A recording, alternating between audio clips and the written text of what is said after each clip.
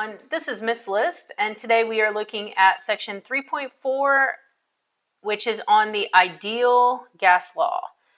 Again, this might be review if you've had a first year chemistry course. It does get covered a lot in that class.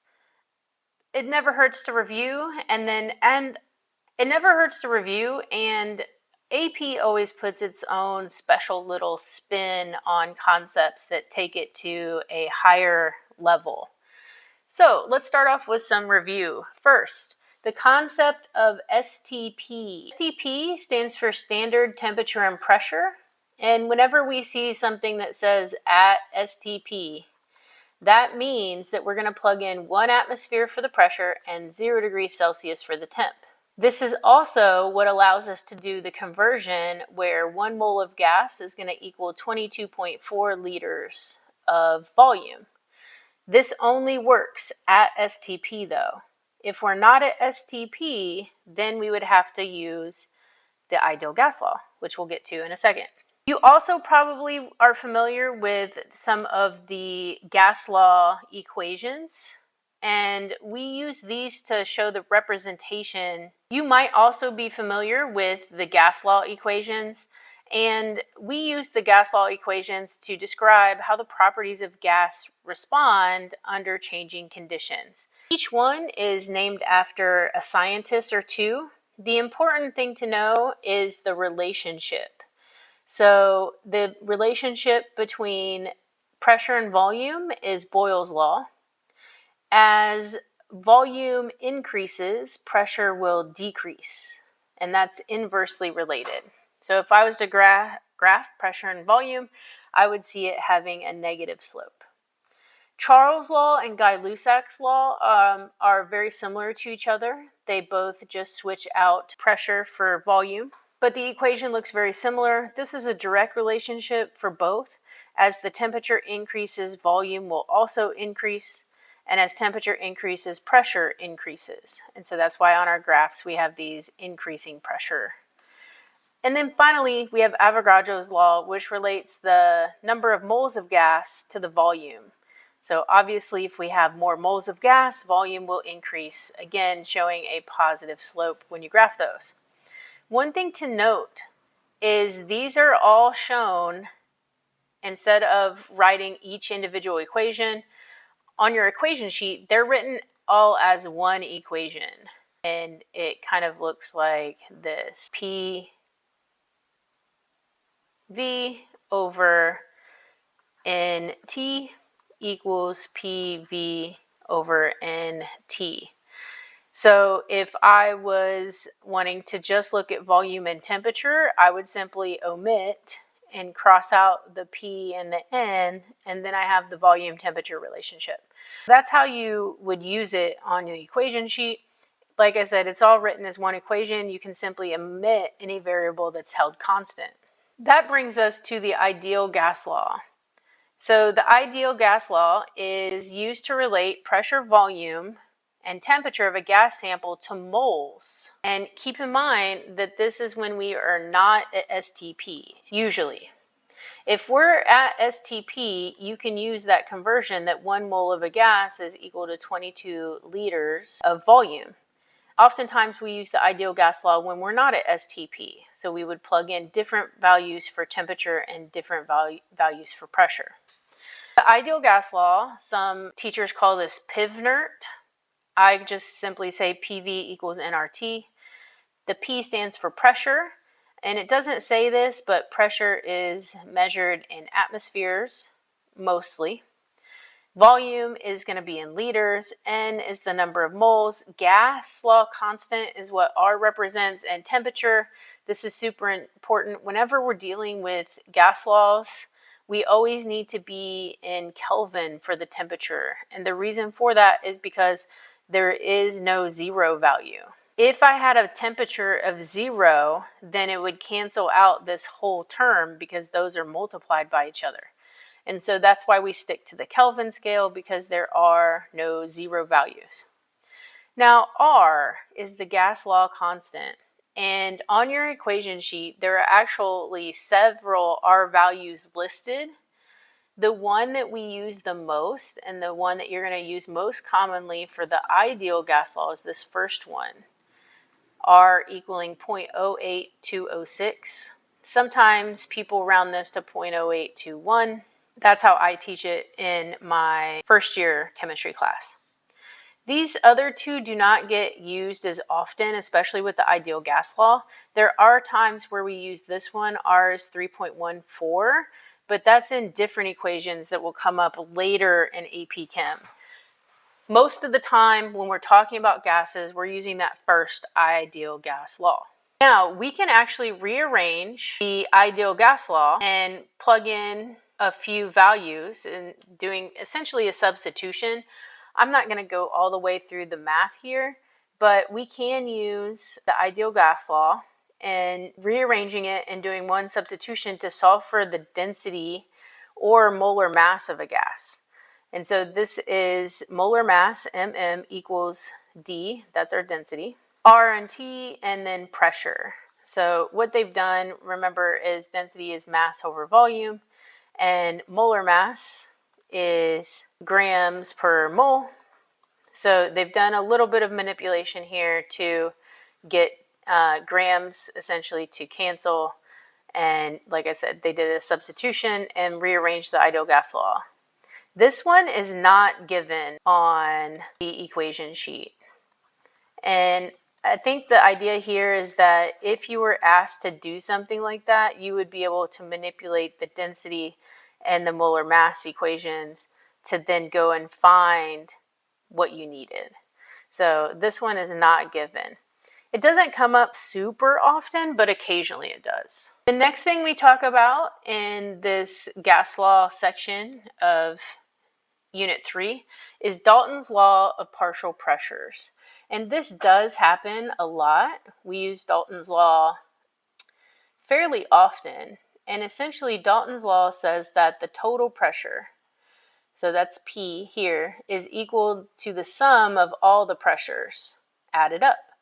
So if I were to combine these three gases, one at 300 kPa, one at 600 kPa, and one at 450, they would add to 1350. The total pressure combined, if those gases were all mixed, would be simply adding those numbers together. One of the things and ways that they ask is they would say, well, the total pressure is 1350, the pressure of one tank is 300, and the pressure of another tank is 600. What's the pressure of the third tank? So they like to rearrange this and give you the total pressure and have you subtract to find C. The thing to remember is that all the pressures have to add up to the total pressure. Occasionally we see questions that imply that a gas has been collected over water. And sometimes this is done to prevent gas particles from escaping. So here's a simple lab setup where we've got our Bunsen burner heating up something in this test tube and it produces a gas. The gas would then travel through water and then bubble up and be trapped inside this beaker. And so this would be the gas being collected at the top. It pushes the water level down. This allows, the reason that they do this is to prevent contaminations in the sample. However, because of attraction between molecules, sometimes when bubbling it through the water, water actually attaches to it. Remember, water is highly polar. And so we can actually subtract off any water that gets attached to it using Dalton's law of partial pressures. When the water is subtracted, it's called dry. So if it says it's a dry gas, that means that that water has already been subtracted off. If we had a lab setup that was like this and it did not say that it was dry, that means that we would need to subtract off the pressure of the water in order to make it dry.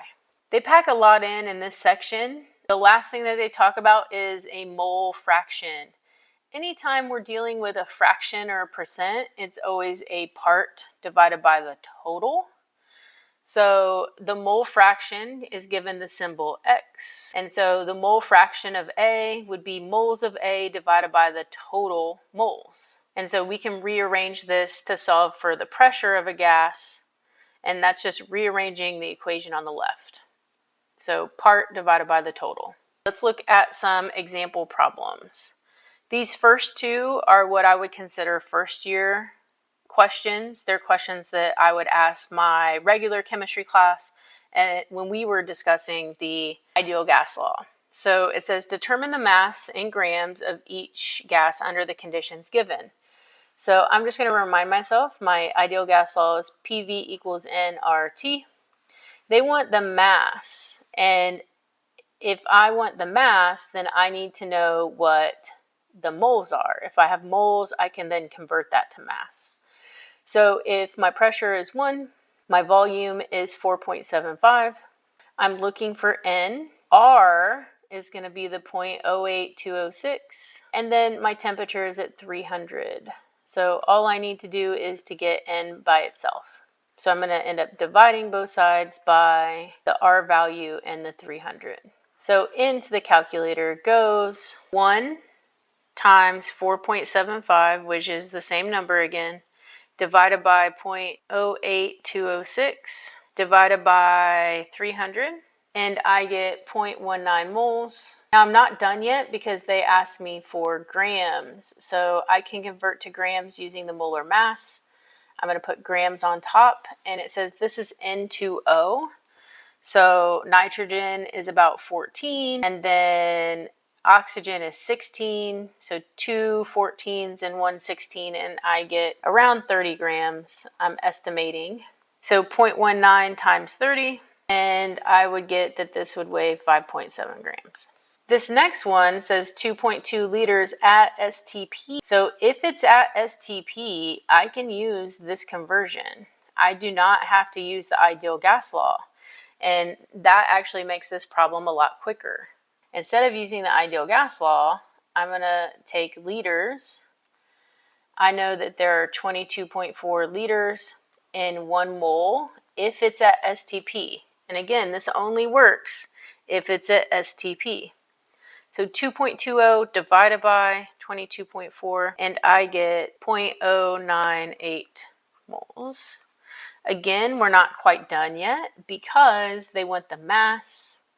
So I know 1 mole is going to be equal to the molar mass.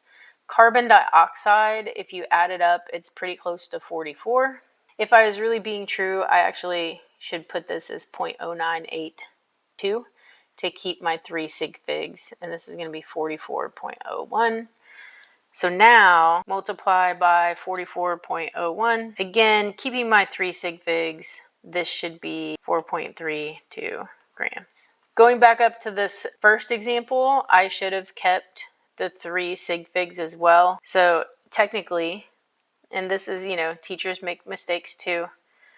If I took, I'm going to go back and check my math, 1 times 4.75 divided by 300 and divided by 0.08206. This should be actually 0.913 if I'm keeping my 3 sig figs. And then I put the 3 in the wrong spot, 3.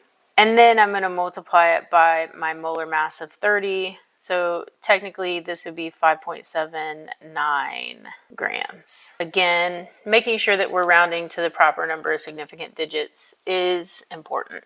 All right, so our next example says, for the following changes to gas, determine which will have a greater effect for the properties specified without using a calculator. Would the volume of a gas increase, decrease, or remain the same if the Kelvin temperature were doubled while the pressure is held constant? So them telling us that pressure is held constant means that I can focus in on just the temperature volume relationship. Here is my temperature volume relationship. And remember that this is a direct relationship. So if one increases, the other should increase. So I could say again, the volume will increase. Now the Y, because increasing the temp increases the energy of the particles, making them take up more space. For part B, it says, will the pressure increase, decrease, or stay the same if the Celsius temperature is doubled while the volume is also doubled. Explain your reasoning. Well, this one is tricky because if I increase the temperature, my pressure is going to go up. But if I give it more space, pressure is going to decrease. And so on this one, I would actually argue that they would remain the same. And I would say because we have offsetting principles. So increasing the temp will cause pressure to increase. However, increasing the volume would offset the increase of pressure, resulting in no overall change. Next, it says determine the partial pressure N2. The canister contains 0.5 moles of O2, 0.5 moles of N2, and 0.5 moles of argon, and the total pressure is 900 milligrams of mercury. Now, here's the thing. If they all contain the same amount of gas, that means that they are all going to have equal pressures because volume and moles of gas are related, and then volume and pressure are related. If we all have 0.5 moles of the gases, that means that they are going to be taking up the same volume. So if I was to add A plus B plus C together, and they're going to equal 900, and I know that each of A, B, and C would have the same volume, they would each have to contribute 300 to equate a total volume of 900. I would say that the partial pressure of N is going to be 300 millimeters of mercury. All right. It says a 5 ml volume contains 750 grams of carbon tetrachloride at 4 degrees. Let's try this again. In number 4, a 5 milliliter vial contains 750 grams of carbon tetrachloride at 0 degrees Celsius. Calculate the pressure at 25 degrees Celsius. Now, they have actually given us a little bit of a challenge here because we have changing conditions. So this right here, I'm going to use this information to find what this pressure is. And I'm going to do that using the ideal gas law. So pressure is going to PV, and my volume, I need to change the milliliters into liters. So that's going to be 0.005 liters. I need to change that N, or I need to change grams into N. So first I'm going to calculate the molar mass of CCl4, and that is approximately 153.8. And I have 0.75 grams. So 0.75 grams divided by 153.8, and I get 0.0049 moles. My R value is going to be 0.08206. And then it says initially I'm at 0 degrees Celsius on the Kelvin scale. That's 273. So I'm going to divide both sides by 0.005, and I'm going to get a pressure.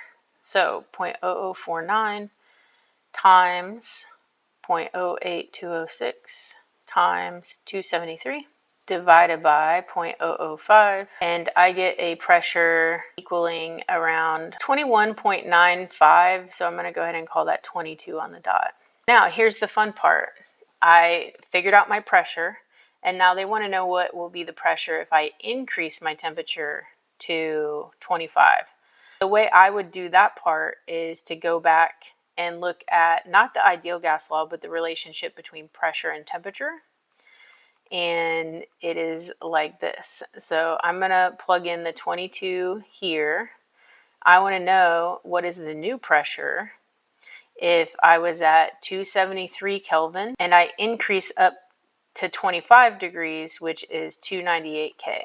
So if I solve that, I get a new pressure of 23.96, so I'll call that 24. Now, this is not the only way to solve this problem. There may even be a simpler, more direct way. And that's one of the nice things about chemistry, specifically AP Chem, is there are lots of different ways to get to the right answer. This is just the first way that I thought. All right. On number 5, it says a gas has a vapor density of 0.75 grams per liter at 350 K. If the gas has a pressure of 2.2 atmospheres, what would be the molar mass of the gas? The molar mass is going to be equal to the density. And remember, density has to be in grams per liter in order to make the labels work out. RT over P. I'm just going to start plugging in values. The density was 7.5. The R is 0.08206. The temperature is already in Kelvin, which is lovely for us. And then we're going to divide by the pressure so we can get to the molar mass. So on this one, 0.750 times 0.08206 times 350. Divide by 2.22, and I get a molar mass of 9.70, and that's going to be in grams per mole. Again, it's not super necessary that you remember this if you're good with doing some conversions and getting labels. All right, final question. It says enough argon is pumped into a rigid container such that the pressure of argon is 0.45 atmospheres. What would be the pressure if the number of particles was doubled? So if there's more particles, then the pressure should also increase. And that's the relationship between pressure and number of moles. This is a direct relationship. Again, this goes back to our original gas law set. And what I'm doing is I'm omitting the variables that are held constant. Anytime it says it's a rigid, that means volume is constant. And they don't mention temperature, so I'm assuming temperature is constant too. So what would the pressure be if the number of particles were doubled? Well, because this is a direct relationship, if there's more particles, there's going to be more collisions. Collisions are what cause pressure. So I'm going to say that our pressure will also double. So I would say it would be around 0.90 atm. If the container from A has an additional carbon dioxide added and the pressure of CO2 is 0.3, what is the total pressure? So this is Dalton's law of total or partial pressures. And remember, the total is simply the sum of the individual pressures. So argon was 0.9 atmospheres, and it says that we're adding to it 0.3 atm of the CO2. So my total pressure would be 1.2 atmospheres. All right, that section covered a lot, especially if you've never heard of gas laws or the ideal gas law before. Hopefully it wasn't completely new information and it was just more of a review. All right, thanks for listening.